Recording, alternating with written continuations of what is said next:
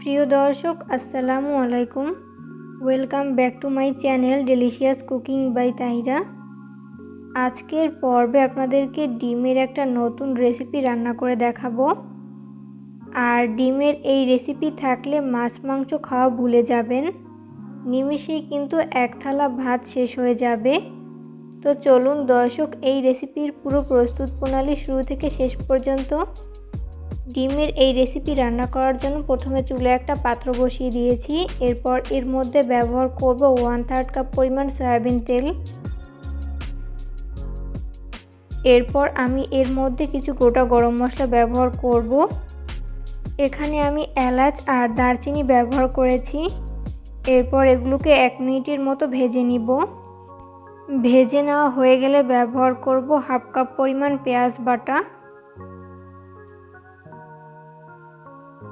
এরপর এই পেঁয়াজ বাটাকে ততক্ষণ ভেজে নিব যতক্ষণ না পর্যন্ত পেঁয়াজের কাঁচা গন্ধ দূর হয়ে যায়।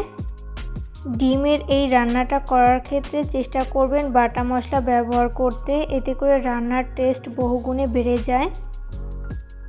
যখন পেঁয়াজ বাটা ভালো মতো ভেজে নেওয়া হবে, ওই পর্যায়ে আমি এর মধ্যে বাকি মশলাগুলো ব্যবহার করব। ব্যবহার করছি 1/2 চামচ পরিমাণ আদা বাটা, 1/2 চামচ পরিমাণ জিরা বাটা, 1/2 চামচ পরিমাণ হলুদের গুঁড়া, 1 চামচ পরিমাণ মরিচের গুঁড়া, ঝালটা স্বাদ বুঝে কমিয়ে বাড়িয়ে অ্যাড করতে পারেন, স্বাদ মতো লবণ। এরপর আমি এখানে 3টা টমেটো আগে থেকে ব্লেন্ড করে নিয়েছিলাম, ওইটা দিয়ে দিচ্ছি। এরপর এই মশলাগুলোকে খুব ভালো মতো নেড়েচেড়ে মিশিয়ে নিব।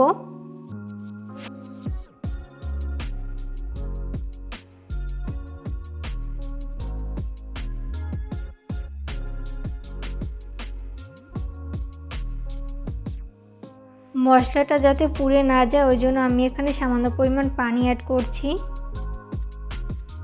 এরপর মশলাটাকে খুব ভালো মতো কষিয়ে নিতে হবে।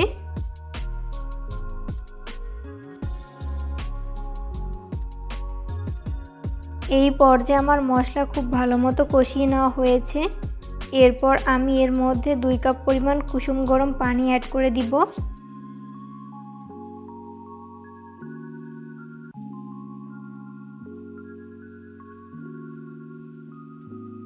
এরপর চুলার আঁচ হাই ফ্লেমে রেখে এই ঝোলটাকে কিছুক্ষণের জন্য জাল করে নিব।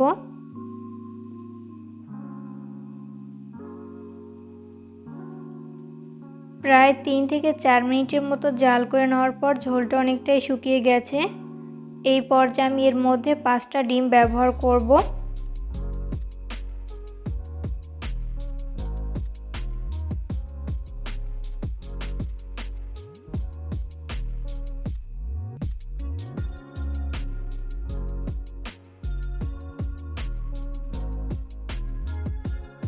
এরপর চুলার আঁচ লো মিডিয়ামের মাঝামাঝিতে রেখে এই ডিমগুলোকে খুব ভালো মতো রান্না করে নিতে হবে।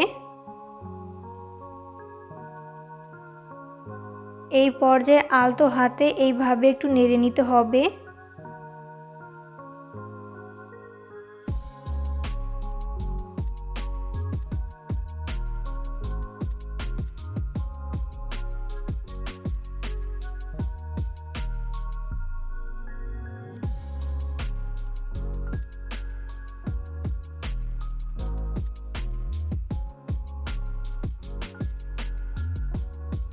এরপর ঢাকনা লাগিয়ে 10 মিনিটের জন্য ঢেকে রেখে দিব।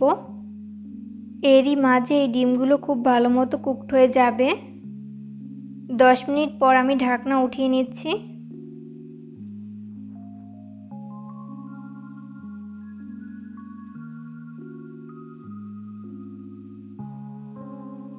ফ্লেভারের জন্য ব্যবহার করছি 5টি কাঁচামরিচ।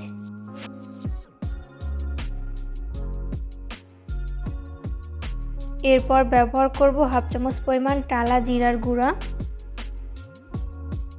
এরপর আবারও আলতো হাতে খুব ভালো মতো নেড়েচেড়ে মিশিয়ে নিব।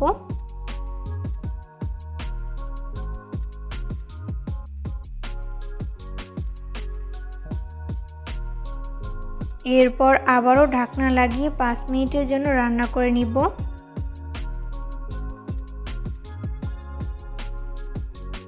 5 মিনিট পর আমি ঢাকনা উঠিয়ে নিচ্ছি। দেখতেই পাচ্ছেন এই পর্যায়ে কিন্তু আমার ডিম রান্না করে নেওয়া হয়েছে।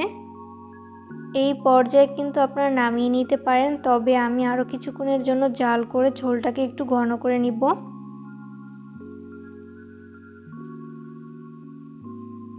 জাল করতে করতে একটা পর্যায়ে দেখা যাবে যে ঝোলটা অনেকটাই শুকিয়ে গেছে।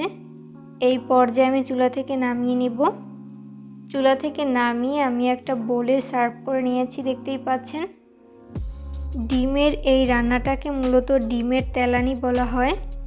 চেষ্টা করেছি রেসিপিটি সহজভাবে শেয়ার করতে। আশা করছি বরাবরের মতো আমার আজকের রেসিপি আপনাদের কাছে অনেক ভালো লেগেছে।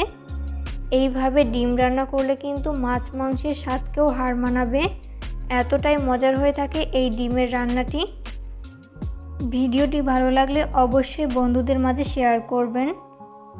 কেমন লাগলো আমার আজকের রেসিপিতে অবশ্যই কমেন্ট করে জানাতে একদমই ভুলবেন না।